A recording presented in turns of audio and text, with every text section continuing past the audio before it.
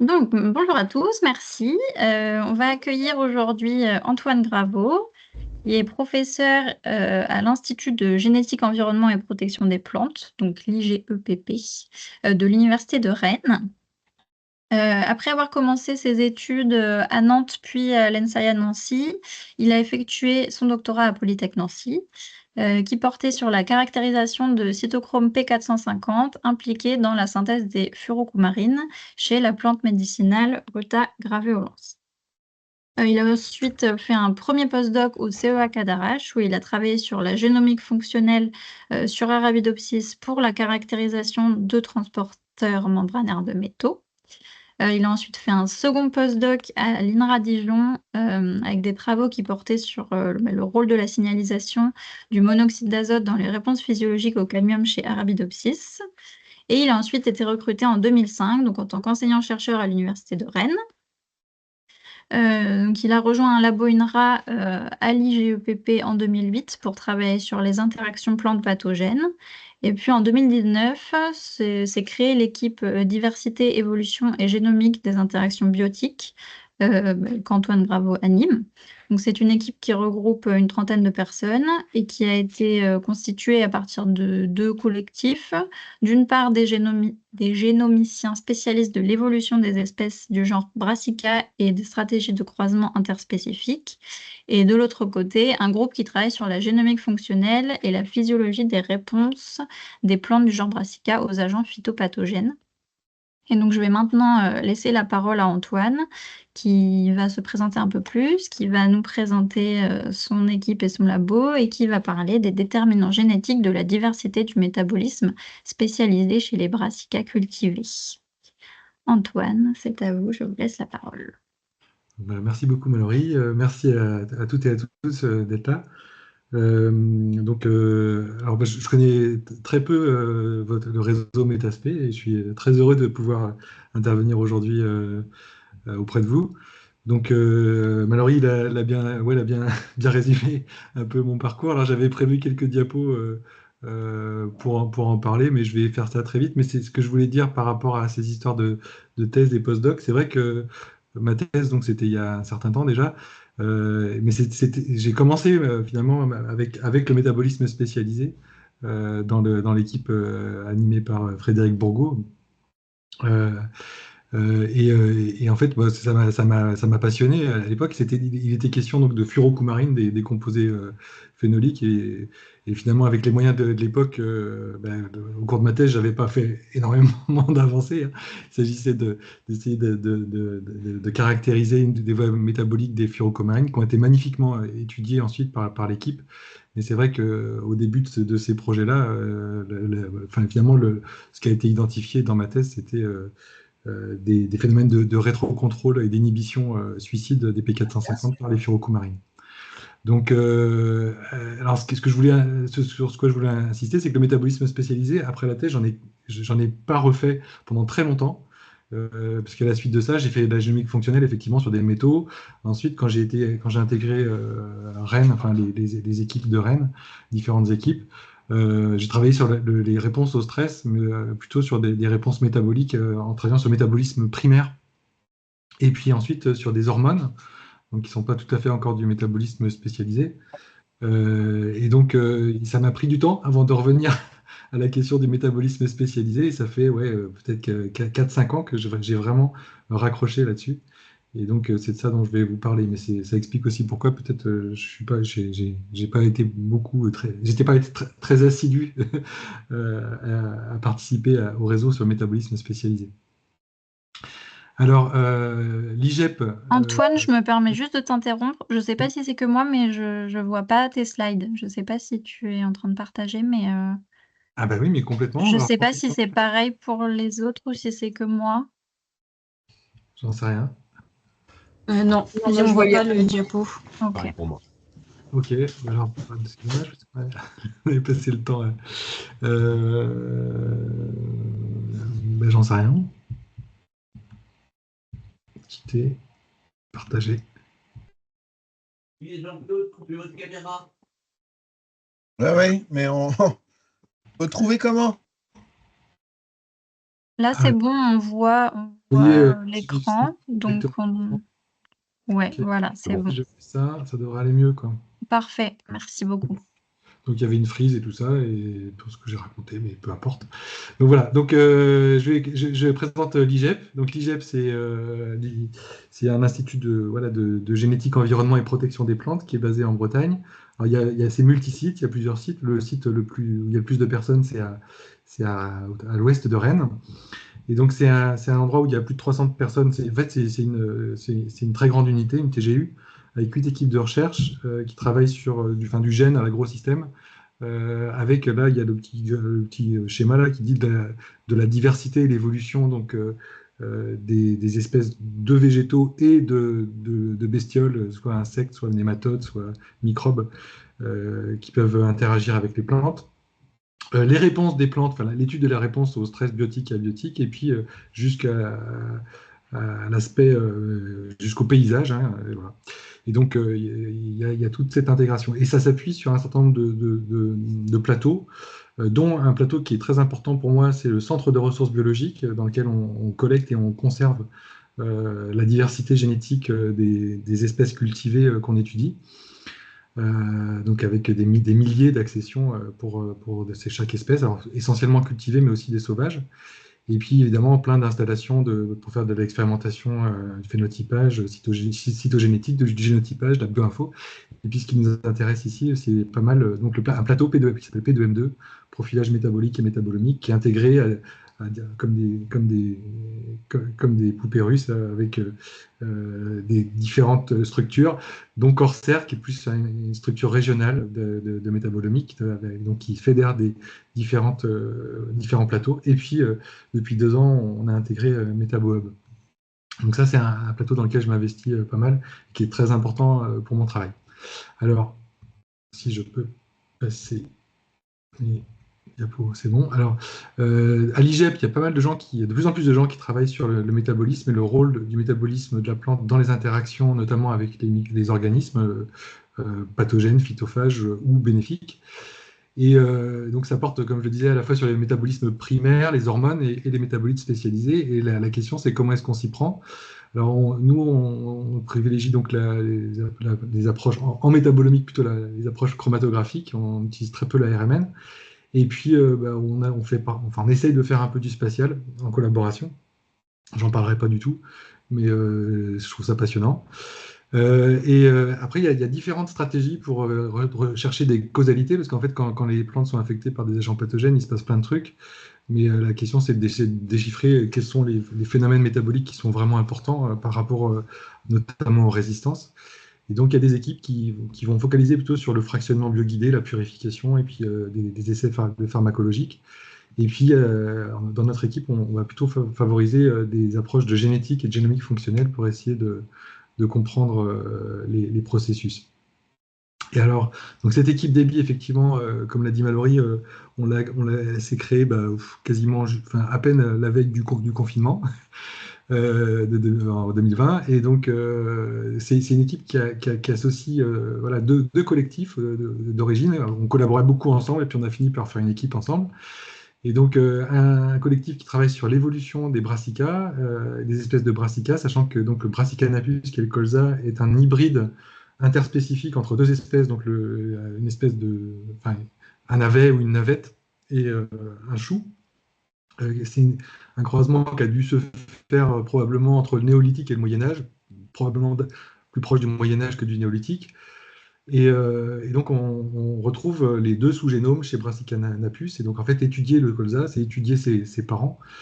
Et le fait que ce croisement ait eu lieu avec un très petit nombre finalement, d'événements de croisement à l'époque, eh bien, ça fait que la diversité génétique du colza, elle est extrêmement faible. Et donc, dès qu'on veut faire de l'amélioration des plantes sur le colza, eh ben, on fait des croisements interspécifiques avec ces espèces parentales ou un peu plus loin. Donc, il faut raisonner la génétique du colza à une échelle un peu complexe d'espèces apparentées. Et donc, une équipe qui travaille là-dessus, qui travaillait là-dessus, et qui a rejoint l'équipe DEBI, avec toutes des questions sur la génomique de l'allopolyploïdie, les recombinaisons, etc. qui permettent d'optimiser finalement l'activité de croisement et la création de populations en ségrégation, d'introgression, qui sont des outils de génétique basique qui permettent ensuite de faire de la bonne génomique fonctionnelle.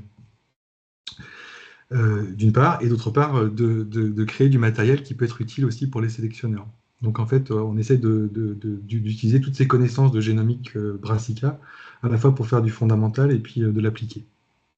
Et puis la deuxième partie de l'équipe vient d'un groupe qui travaillait sur les interactions plantes pathogènes, comme tu l'as dit Mallory, plantes pathogènes, et puis depuis peu sur les insectes.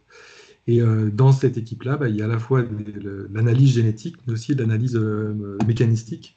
Et c'est là que, effectivement, moi, je développe la majeure partie de mes activités, puisque j'essaye de comprendre ce qui se passe sous les QTL de résistance, et puis en particulier, qu'est-ce qui se passe au niveau métabolique. Donc, s'il y a une animation qui se met, voilà, je souligne la dernière phrase. D'accord. Alors, donc le métabolisme spécialisé, ça joue des rôles, vous le savez bien, dans les interactions écologiques. Mais donc sa diversité génétique au sein d'une espèce et sa régulation, donc elles sont très importantes.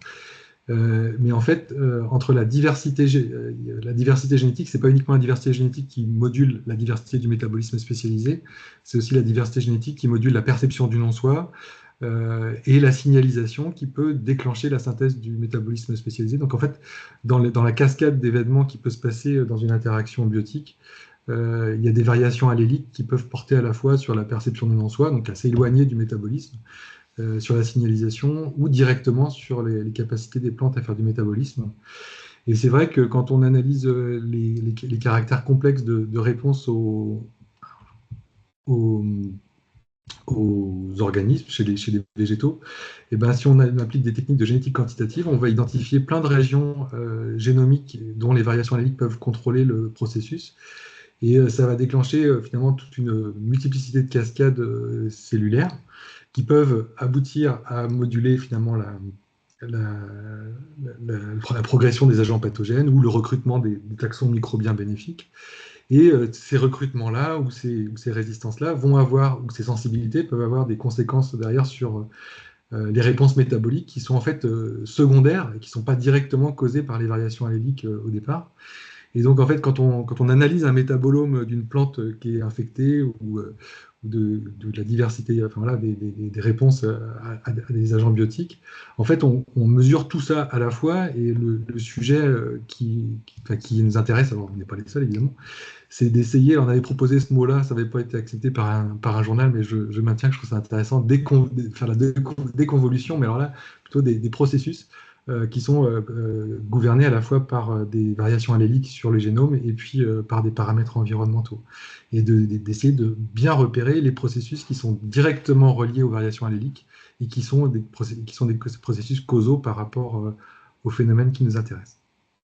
Donc alors pour faire ça, on déploie des approches de génétique avec des analyses donc, de QTL pour aussi relatif à des traits quantitatifs. Et alors, bon, par exemple, typiquement, on va prendre deux génotypes de variétés, d'Armor et Udall, qui sont deux variétés de colza. On voit que l'une est partiellement résistante à un agent pathogène, et puis l'autre à droite est très sensible, enfin assez sensible. Et on va créer donc des populations en ségrégation issues de ces croisements-là. On va séquencer tout ça, et puis on va en parallèle faire du phénotypage, et du phénotypage des réponses métaboliques pendant une infection, et ce qui va nous permettre derrière de positionner sur le génome des loci qui contrôlent les différents aspects. Donc, d'une part, alors, ce que j'ai indiqué par DI, donc c'est Disease Index, donc la quantité de symptômes, ou PB, donc la quantité de l'agent pathogène qui s'appelle ici Plasmodiophora brassicée, donc peu importe du nom, mais donc on peut positionner des loci pour lesquels les variations alléliques contrôlent la maladie, enfin, le développement du pathogène. Et puis, les chiffres qui sont indiqués partout sur le génome, c'est des régions génomiques où les variations alléliques contrôlent des métabolites. Et alors là, il y avait un nombre de métabolites qui n'était pas colossal à l'époque, parce que c'était du profilage globalement assez ciblé. Et donc, on voit qu'il y a des loci qui vont contrôler énormément de choses, mais sans, comme par exemple celui sur le chromosome A6, sans forcément contrôler le phénotype de maladie. Et donc, on voit qu'il y a des variations métaboliques qui peuvent être complètement neutres du point de vue de l'interaction.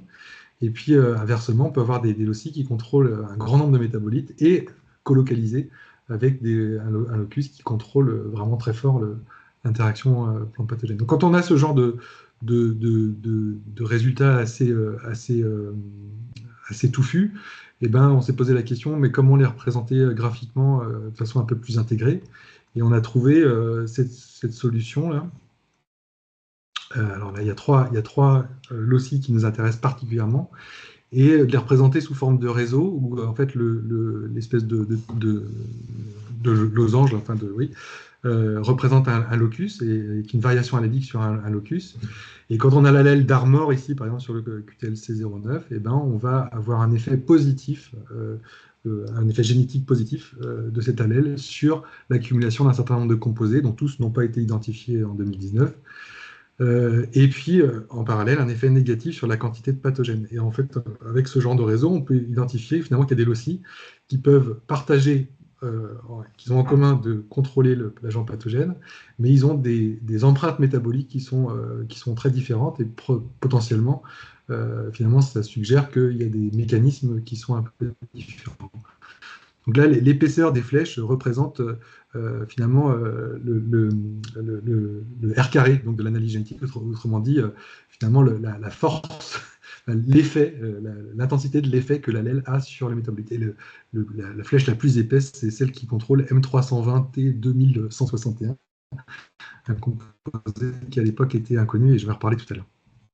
Alors, à la suite de ce projet-là, c'est là où j'ai vraiment commencé à m'intéresser au métabolisme spécialisé, en me rendant compte qu'il y avait trop d'inconnus dans mes analyses, là, et que finalement, la proximité avec Arabidopsis, les brassicas ont beau être proches d'Arabidopsis, finalement, il y a encore quand même pas mal de choses qui sont des spécifiques aux brassicas et qui mériteraient qu'on s'y attache.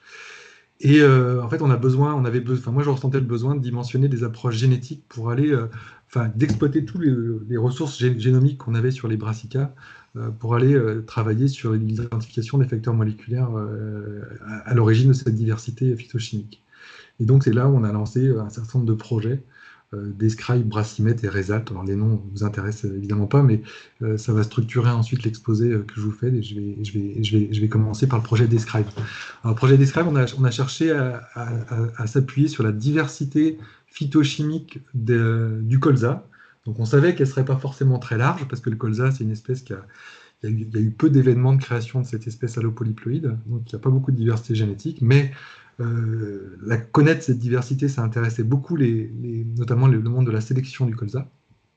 Et on a commencé un projet où on avait des conditions de culture à peu près idéales pour le colza, et pas de stress. Et puis on a fait de la chromato, de la notation, et on a commencé, parce qu'à l'époque, le métabolisme spécialisé, on commençait chez nous, par les trucs les plus évidents chez les brassicacées, donc les glucosinolates et des composés phénoliques.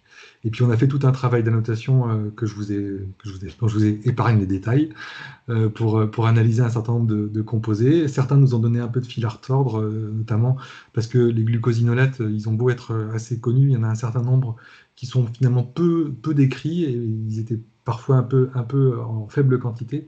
Donc pour s'assurer de l'identité, on a un peu dû faire appel à des échantillons purifiés que des collègues ont bien voulu nous donner. Donc par exemple, chez le colza, les glucosinolates les plus connus, les plus étudiés, ils appartiennent à quelques catégories, et ils vont s'accumuler essentiellement dans les graines des glucosinolates aliphatiques, donc dérivés de la méthionine. Et puis dans les racines, on va plutôt avoir une abondance de glucosinolates dérivés de la phénylalanine ou du tryptophane. Donc ça, c'est les plus célèbres. Mais c'est vrai que dans le travail qu'on a fait, on a pu voir, un peu caractériser de façon systématique tout un tas de glucosinolates dérivés d'acides aminés ramifiés qui sont beaucoup moins souvent étudiés dans les analyses. Et parfois, avec les isoméries, les gens ne sont pas forcément certains de ce qu'ils peuvent annoter. Et donc là, on a fait un travail assez important. Donc ça nous a permis de caractériser dans l'ensemble des accessions. Donc là, on voit en abscisse toutes les accessions qu'on a étudiées, à peu près 300, qui sont divisées en types de variétaux, donc le colza fourragé, colza d'hiver, colza de printemps, rutabaga, et avec des variétés plus, qui sont des variétés en fait anciennes, avant la sélection qui a été faite dans les années 80, pour faire des variétés de colza qui contiennent moins de glucosinolates dans les graines. Et donc en fait, comme les glucosinolates des graines viennent des feuilles, ils sont transportés, les variétés modernes de colza contiennent un peu moins de glucosinolates dans leurs feuilles, en particulier chez les colzas de printemps, comme on a pu le constater. Et à ma surprise, en fait, c'est que les alkyles glucosinolates, ceux qui sont en général pas analysés, finalement, chez certaines accessions, comme on peut le voir ici en bleu, là, ils peuvent représenter une part non négligeable, finalement, de la quantité qu'on peut avoir dans les feuilles. Et ça, c'était un point sur lequel on n'a pas encore été beaucoup plus loin là-dessus, mais qui permettrait éventuellement de mieux comprendre les modalités de leur biosynthèse. Alors, tac. Donc, tous ces profilages ont été ensuite mis en connexion avec le génotypage, qui permettent de faire des analyses GWAS, donc pour identifier des variations alléliques à différents loci. Donc là, ici, c'est les chromosomes, les 19 chromosomes du colza. Et puis, dès qu'on a des points au-dessus de la ligne, là, vous connaissez sans doute la GWAS, ça indique finalement un lien statistique entre une variation allélique et puis la teneur à un composé. Donc, ça nous permet d'identifier finalement plein de loci impliqués dans le contrôle des composés. Donc, on a identifié un certain nombre de QTL, qui permettent d'identifier l'architecture génétique. Et à nouveau, on a utilisé une schématisation en réseau pour positionner donc, en cercle donc, des molécules et puis en losange des loci, ce qui permet ensuite de voir un peu l'architecture génétique qui contrôle chacune des sous-familles de composés. Et ce travail-là nous a permis de montrer finalement que l'architecture génétique du métabolisme spécialisé chez le colza, c'est un système qui est assez modulaire, avec des loci qui contrôlent des sous-ensembles de composés, mais sans lien direct entre l'architecture génétique de ces différentes sous-familles, et en particulier l'architecture génétique des glucosinolates est vraiment distincte de celle des composés phénoliques, ce qui a eu pour conséquence que la sélection par les sélectionneurs sur des variétés à faible quantité de glucosinolates, donc avec les 5 QTL majeurs qui sont en rouge, là, qui ont été travaillés par les sélectionneurs, en fait, n'ont pas eu de conséquences importantes sur la diversité métabolique des variétés modernes concernant les autres familles de molécules. Donc ça, c'est plutôt une bonne nouvelle, c'est-à-dire que si on identifie des fonctions à ces autres molécules écologiques, on pourrait faire de la sélection dans cette direction-là. Alors, dans les racines, on n'a pas trouvé grand-chose en composé qui absorbait dans les UV. Donc là, ici, c'est un chromato-UV. Et on a passé un peu de temps à essayer parce que comme on avait quand même parfois des analyses génétiques très probantes, on a essayé de passer un peu de temps sur un des composés, parce que ce composé-là, c'est le fameux 320 dont je vous parlais tout à l'heure, 320 qu'on avait identifié comme potentiellement impliqué dans la résistance à la hernie des crucifères, la Plasmodioflora.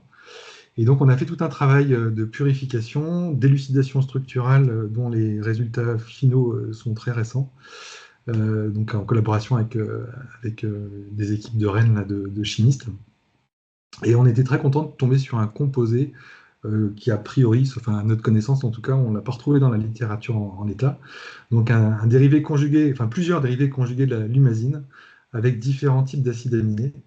Et voilà, jamais décrit dans la littérature. Et puis a priori, on ne sait pas forcément à quoi ça sert. Par contre, il y a une distribution qui est assez franche entre des génotypes producteurs et non producteurs, c'est essentiellement dans les racines. Donc là, il y a un sujet d'investigation pour essayer de comprendre. Maintenant qu'on en a purifié suffisamment, on va pouvoir tester sur des agents pathogènes pour voir si ça a de l'effet. Alors, moi, je me pose des questions sur l'origine biosynthétique de ce composé-là. Donc là, c'est vraiment, je vous livre des éléments de réflexion qui sont, sur lesquels on n'a pas encore fait d'investigation. Hein. Il y a des gens qui disent que ça, finalement, je pense qu'effectivement, c'est conjugué avec un acide aminé et qu'on a ici plutôt de la lumazine carboxylate, dont l'origine a déjà, c'est un composé qui a déjà été vu chez les épinards, donc chez le végétal, c'est pas complètement absent. et dont l'origine a été supposée à partir de la désamination de ptérine. Et donc là, potentiellement, avec toutes les données de génomique qu'on a sur et de métabolomique qu'on a sur différents panels de diversité, on est en train de commencer à chercher au loci quels sont les gènes, enfin quelles sont les enzymes codées par les gènes qui pourraient jouer des rôles dans cette biosynthèse. Alors, j'en arrive à un deuxième projet, j'espère que je ne traîne pas trop. Ouais, je vais essayer je vais sans doute pas tout raconter. Mallory, il faut m'arrêter, hein. Tu me diras. C'est bon, il y a encore du temps. Ok. Donc, alors, il y a un second projet donc, qui est complémentaire de celui que je viens de présenter. Donc, il s'appelle le projet Brassimet, donc qu'on a monté avec Massimiliano Corso à l'IJPB et Adnan Moualem donc à l'IPS2. Donc, qui est aussi un travail sur la diversité génétique des métabolites spécialisés chez les brassicacées. Et là, je vais parler uniquement du volet brassica qu'on a fait. Et donc là, l'idée, c'était de dire, bah voilà, le colza, la diversité génétique, elle est relativement faible. On va aller chez les espèces parentales, donc le chou et la navette. Donc là, il y a différentes photos qui correspondent à différentes accessions de choux et de navettes. Et en faisant l'hypothèse qu'il y a plus de diversité chimique et que cette diversité chimique, on pourrait l'introduire dans du colza à travers des croisements interspécifiques et des introgressions, c'est-à-dire avec des recombinaisons homéologues entre des chromosomes de chou ou de navette et ceux des sous-génomes chou et navette du colza. Et donc, à travers la connaissance génomique de ces introgressions et le phénotypage métabolique de ces lignées d'introgression, là, l'objectif, c'était d'identifier finalement des régions génomiques et des gènes candidats, et dans l'idéal, que l'introgression de ces métabolites puisse avoir un effet sur des interactions biotiques. Et donc, ce travail-là, je vais essayer de vous le résumer en quelques diapos. Donc, on est parti d'un panel de diversité génétique chou, donc en chou c'est en bas et navette c'est en haut, donc c'est une dizaine pour chacun, qui sont représentatifs finalement de la diversité chou et navette, donc ils n'ont pas été choisis complètement au hasard. Certains sont bien séquencés à noter, des novos. Et à partir de ça, on a fait des analyses chimiques qui ont été faites sur le plateau de l'IJPB et qui ont permis d'identifier des contrastes métaboliques assez nets entre les choux et les rapas. Donc on a utilisé aussi une technique de stimulation des métabolites spécialisés avec un stress cuivre, ce qui permet de mimer un peu une réponse de défense sans avoir à mettre un agent pathogène qui va apporter son propre métabolisme dans l'histoire. Donc ça permet d'enrichir un peu la panoplie des molécules synthétisées. Et donc là, c'est un exemple d'annotation. Il y a tout un travail d'annotation qui a été fait et qui montre, par exemple, une des spécificités chez les brassicas, c'est que les flavonols ont des forts niveaux d'exosylation. Donc là, on a un pentaexoside, par exemple, qui sont des choses qu'on ne voit pas beaucoup chez la rabette, par exemple. Et puis, une des spécificités aussi qui est connue depuis longtemps chez les brassicas, c'est que c'est essentiellement des décorations avec des exoses. Et finalement, dans la littérature, il y a très peu de choses avec des rhamnoses, par exemple, comme on peut le voir ici sur ce schéma. Et donc, ce qui a l'air d'être quelque chose d'un peu plus rare. Et justement, si on regarde alors, la diapo suivante, ce qui est intéressant, ça c'est un exemple, mais c'est qu'on peut avoir de la diversité aussi au sein de chaque espèce, puisqu'ici, là, à droite, c'est les choux, à gauche, c'est les navets. On a ici une accession qui s'appelle CB151, c'est un chou qu'on avait identifié dans une parcelle en Bretagne, et qui présente une accumulation qui est complètement atypique d'un dérivé rhamnoside. Et donc ça, c'est potentiellement, ça peut être intéressant pour derrière aller identifier des loci puis des gènes candidats susceptibles d'être responsables de cette spécificité. Alors, pour vous raconter la partie introgression, l'idée c'est que chacune des 10 accessions de choux et de navets ont été croisées indépendamment avec un génotype de colza qui s'appelle Aviso.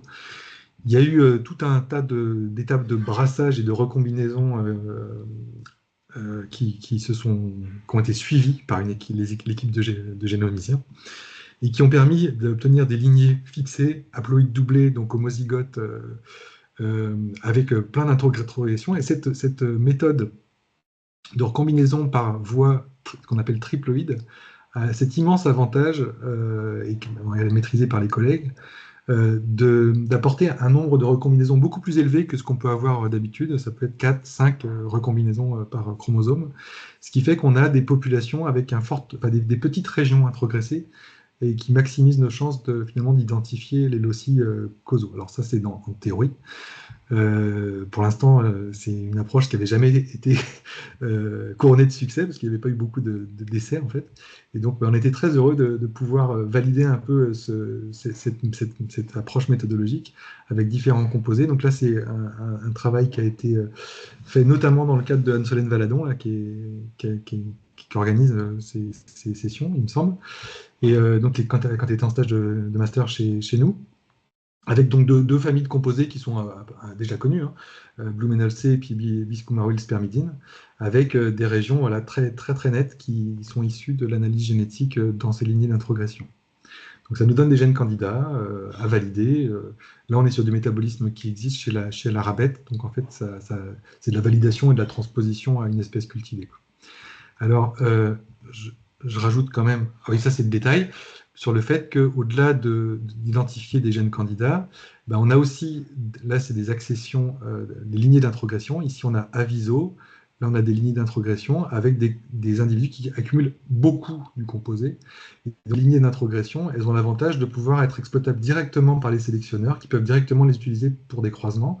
Donc sans transgénèse, on a une approche qui permet de modifier le contenu métabolique. Alors, pour l'instant, ces molécules, on ne connaît pas de fonction écologique, mais c'est une sorte de preuve de concept. On est capable de faire ce genre de choses.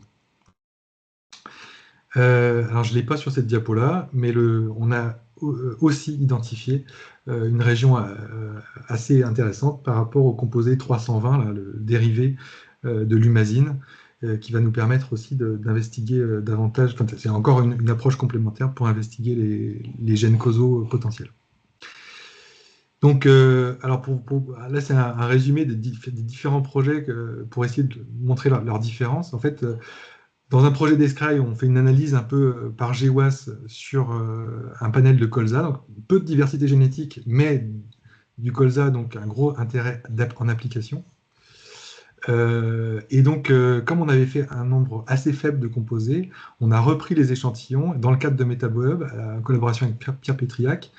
Et à Bordeaux, donc, a été réanalysé en non ciblé l'ensemble de ces échantillons. Et en fait, ça va nous permettre d'avoir l'architecture génétique pour un beaucoup plus grand nombre de composés et de pouvoir articuler finalement cette génétique-là avec d'autres architectures génétiques, notamment celle du recrutement des communautés microbiennes qui sont réalisées aussi à l'IGEP par d'autres collègues. Et donc j'ai vraiment hâte qu'on arrive au résultat sur cette partie-là. Donc Bracymètre, l'idée c'est je viens d'expliquer, c'est de profiter de la diversité génétique chez les parents diploïdes du colza, donc le chou et la navette, plus de diversité, des stratégies d'introgression avec des résultats qui permettent d'identifier des gènes candidats à tester. Et puis, aujourd'hui, on a un projet où on va plutôt explorer la diversité des choux sauvages et des navettes sauvages, et des landraces, donc des variétés de pays. Et donc, on a tout un travail avec le CRB, le Centre de ressources biologiques, pour aller collecter des graines directement sur site.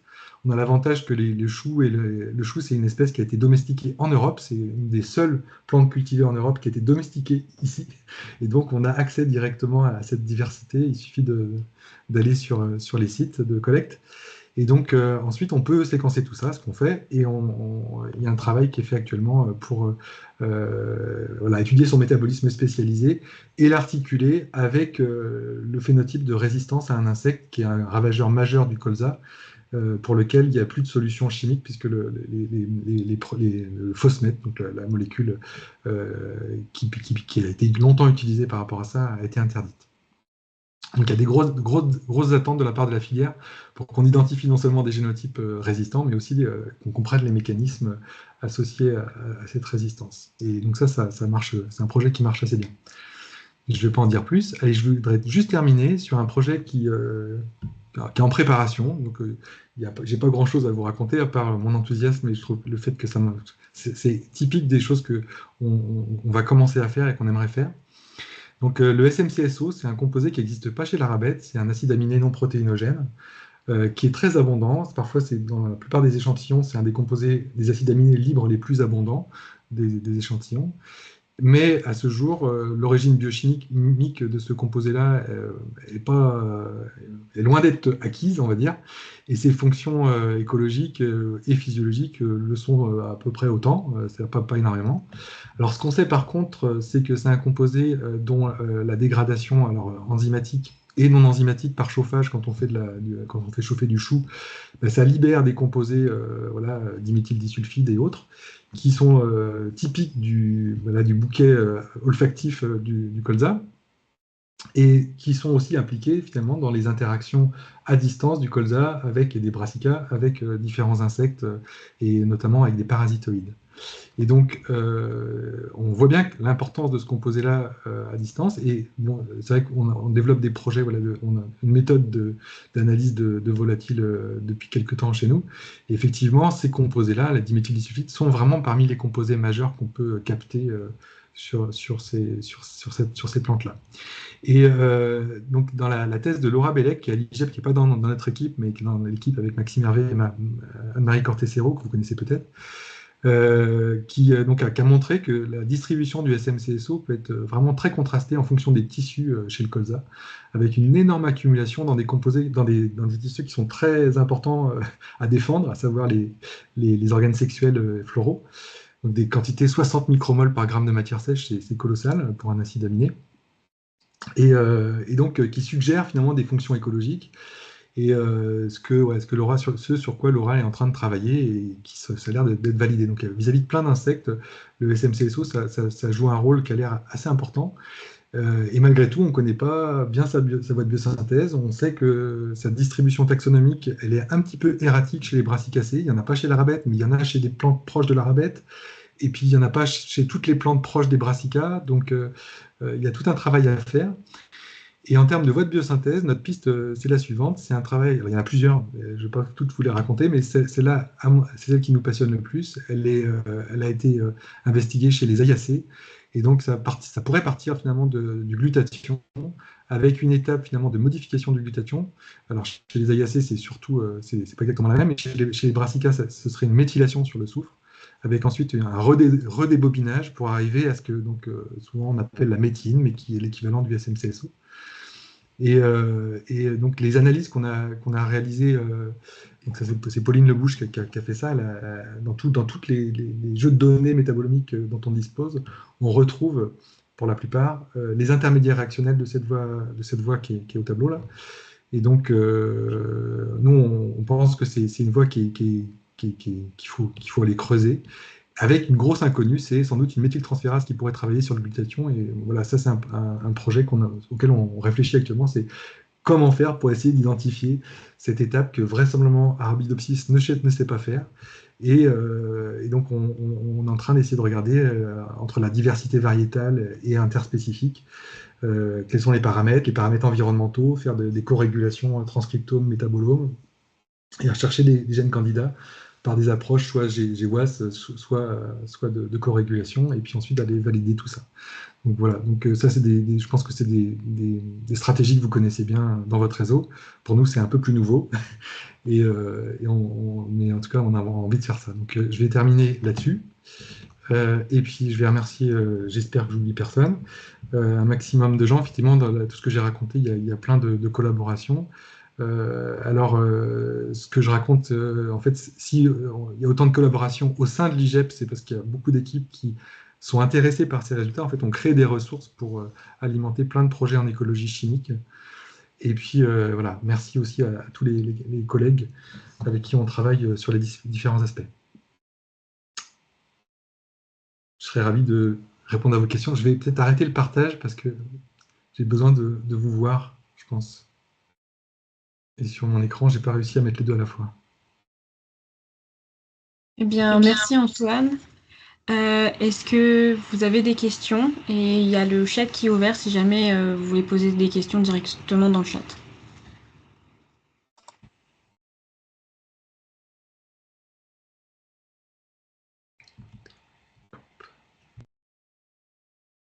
Oui, Massimiliano. Je commence par une question. Salut Antoine. Merci pour la présentation. Je ne te poserai pas des questions sur Bracimate, bien évidemment, mais plutôt sur l'autre projet que tu as présenté. Donc, tu as mentionné que vous avez identifié ces métabolites, la lumazine, mais vous savez si c'est quelque chose, c'est un composé qui est produit spécifiquement par de brassica ou de brassicacées, ou est-ce que ça a d'autres origines? Est-ce qu'il y a des micro-organismes aussi qui peuvent la... J'ai regardé rapidement la structure et ça avait l'air effectivement de quelque chose qui pouvait être aussi d'origine microbienne. Tu sais si tu connais ça un peu, ou c'est connu ça?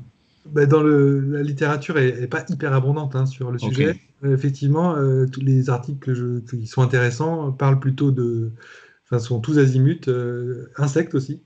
Il y a du microbe, il y a insectes, et il y a ce fameux épinard que j'ai cité tout à l'heure, là, mais c'est un truc des années 60. Bon, voilà, je ne sais pas trop quoi en penser. Par contre, mais je pense, moi, ce qui est vraiment spécifique et qu'on n'a jamais vu, par contre, c'est le fait que ce soit conjugué avec des acides aminés. Et oui. ça, j'ai pas trouvé. Et donc, ma deuxième question, tu penses que cette conjugation, c'est plutôt une inactivation? C'est un système pour inactiver? Ok, c'est le sujet, hein, go. J'ai Ok. aucune idée. On n'a aucune idée. Par contre, c'est vrai qu'on a des variations assez fortes. On n'a pas une variation continue. C'est présence, absence, en fait, en fonction des variétés. Ok. Et du coup, enfin, moi, pour du métabolisme spécialisé, ça fait penser enfin, pour moi, ça suggère que c'est impliqué dans certaines situations écologiques et pas d'autres. Voilà, Parce que je te pose la question parce que ça m'a fait penser à un travail qu'on a soumis avec d'autres collègues de Madrid. C'était sur les oxypilines, donc pas du tout sur le même sujet. Et ils ont montré justement qu'il y avait des oxypilines, c'est ça un peu le sujet de l'article, quand certains oxypilines étaient conjugués à certains acides aminés, il y avait une inactivation effectivement de leur oui, activité. Et je me demandais si c'était un ouais, mais peu c'est les vrai mêmes, que aussi c'est l'hypothèse ou voilà. en fait, moi, mon point de référence, c'est plutôt tu sais, les conjugués d'acides aminés pour les hormones. Ok. Où c'est vrai que dans certains cas, pour le jasmonouil, l'isolécine, finalement, c'est la forme conjuguée qui est active, alors que pour l'oxine, c'est l'inverse. Donc, bon, je sais pas. Je suis preneur, je reste ouvert sur les deux hypothèses. Ok, bah c'est intéressant. Merci. Alors, il y a On a, ouais, oui. on a une question dans le chat de Vincent Leclerc. À travers vos différents projets, avez-vous identifié des métabolites marqueurs chez Brassica impliqués dans l'attraction de la population microbienne du sol et ou endophytes? C'est l'objectif. Finalement, c'est de comparer, de superposer l'architecture génétique des deux, des métabolites et des taxons microbiens. Donc, il y a eu champignons et bactéries. Donc, c'est un projet qui a été monté par Christophe Mougel et qui a été repris récemment par Anouk Zancarini. Et là, les données fournies par Bordeaux enfin, on voulait le faire avec l'ensemble des métabolites. Pour l'instant, on avait juste, pour répondre à votre question, on a vu des colocalisations par rapport au glucosinolate et au phénolique, surtout par rapport au glucosinolate, mais on ne les a pas investigués trop fort parce qu'on attendait d'avoir le jeu de données complet voilà, qu'on est en train d'avoir là, du côté de Bordeaux sur les racines. Et alors la difficulté, c'est que vu le nombre de métabolites et vu le nombre de taxons microbiens, des colocalisations, on en aura beaucoup. Elles ne seront pas toutes pertinentes, hein. Et donc, ça veut dire que derrière, il y a tout un travail de validation à faire. Je ne sais pas si ça répond à la question. Ouais.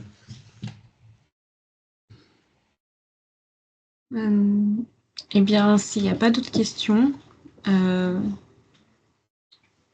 pense qu'on peut conclure autour de cette... Ah, si, allez-y, Philippe. Ouais, bonjour Antoine. Bonjour. Ouais, j'ai une question par rapport quand donc tu as mis en évidence des colocalisations entre des résistances et des métabolites secondaires, ou en fait des régions qui déterminent l'accumulation de métabolites secondaires. Donc, nous, on a exactement les mêmes questions, les mêmes problématiques.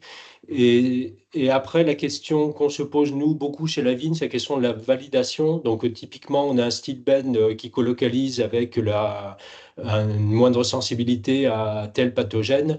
Qu'est-ce qu'on en fait? Et là, ça se gâte parce que, en général, les tests in vitro, c'est pas forcément très indicatif. Bon, par exemple, les stilbènes, on a d'indices qui montrent que ça marche pas. C'est-à-dire que les stilbènes, ils inhibent le mildiou, sauf qu'on sait très bien que ça marche absolument pas in vivo. Donc, ma question, c'était, pour faire des validations de l'activité potentiellement anti-maladie de certains composés, est-ce que tu as des outils, soit génétiques, soit biotechnologiques, qui te permettent d'inactiver un gène ou quelque chose qui permet donc de supprimer le métabolite dans la plante, ce qui permet de contourner un peu les tests in vitro qui sont des fois un peu, enfin, dont on peut questionner les résultats? Ah ben, complètement. Alors, le test in vitro, en l'occurrence, en plus, nous, c'est un pathogène biotrophe obligatoire. Donc, Oui, ouais, bah, donc, c'est comme le mildiou, c'est plus compliqué encore. Ouais. c'est mort. Donc on va tester, c'est plus par acquis de conscience pour essayer, on va tester sur une panoplie de trucs pour déjà voir s'il a potentiellement une activité. Mais c'est vrai que l'idéal, c'est de faire du knockout, quoi. Mais pour ça, Ouais. il faut y avoir identifié le gène. Mais de toute façon, le knockout, on en a besoin finalement pour la validation des voies de biosynthèse. Et là, bah, on est confronté au problème qu'il y a aussi chez la vigne, hein, des génotypes récalcitrants. Donc, pour l'instant, chez le colza, on s'est transformé seulement deux accessions, qui en l'occurrence sont des accessions qui ne produisent pas la molécule. Donc, en fait, on travaille aussi en parallèle sur l'aspect biotech pour essayer voilà, d'être meilleur en transformation génétique, d'accessions plus nombreuses. Donc effectivement, on n'est pas tout au bout de nos peines. Puis voilà, peut-être qu'avec du VIGS, on pourrait aussi réussir des choses. Enfin, mais donc effectivement, pour moi, la validation génétique, par voie génétique biotech, c'est la seule qui me, qui me donnera la certitude intime. Ouais. Ok, Je suis d'accord merci. avec ça. Une autre question dans le chat de JC Kessar. Quand on coupe des brassicas, il se produit beaucoup de modifications des métabolites. Est-ce que vous avez accès à ces modifications? Alors, euh, je sais pas, soit la question c'est sur est-ce qu'il y a un biais dans l'échantillonnage? Euh, Ou est-ce que... C'est ça, ouais, ok. Alors, on a développé... Alors, comment dire? C'est vrai que souvent, on échantillonne quand même des organes assez importants, donc la zone de coupure est proportionnellement assez faible par rapport à la taille des organes échantillonnés. Et là, en fait, on parle, c'est surtout, enfin, ce qui est souvent cité pour les brassicacées, c'est les glucosinolates. C'est quand même souvent ça le truc le plus rapide, puisque c'est en quelques minutes, ça se passe, hein, la myrosinase. Euh, on- Aujourd'hui, maintenant, on a une méthode pour doser les ITC aussi. Et avec cette méthode-là, ben, on a l'impression que la quantité d'ITC qu'on génère, enfin, dans nos échantillons qu'on a bien échantillonnés, elle n'est pas du tout massive par rapport à ce qu'on peut générer voilà. En mettant par exemple de la myrosinase sur le tissu et dérouler tous les ITC qui sont présents.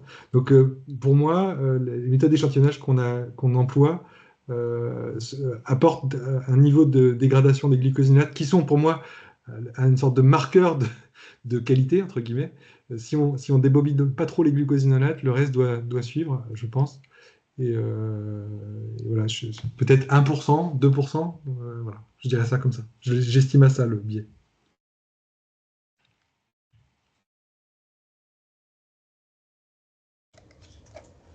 Est-ce qu'il y a d'autres questions?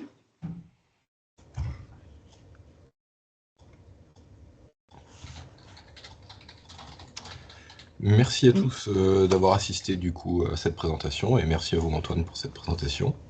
Et on se retrouve du coup le 6 novembre prochain avec Ludovic Paquin de l'Institut des sciences chimiques de Rennes et sur la thématique du coup des liquides ioniques et solvants eutectiques profonds associés aux nouvelles technologies pour une extraction sélective et performante.